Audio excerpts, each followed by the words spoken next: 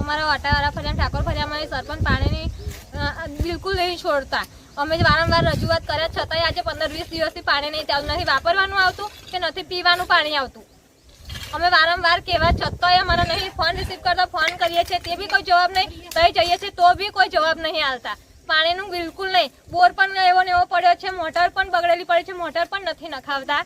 આની રજૂઆત તમે કોને કરી છે? અમે પંચાયતમાં કરી હતી તો સરપંચ પણ અમારું જરી કે નહીં, તલાટી પણ અમારું જરી કે સાંભળવા રાજી નથી. અમને હરખો કોઈ જવાબ જ નથી આવતા.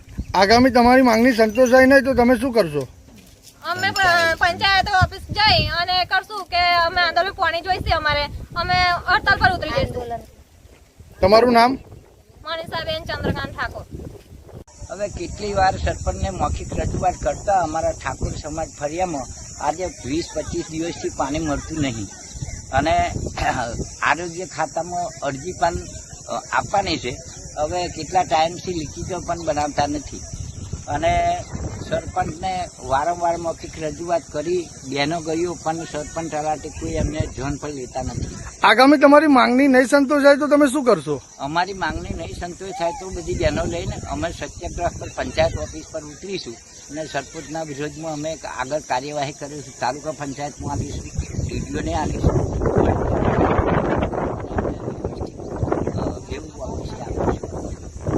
તમારું નામ?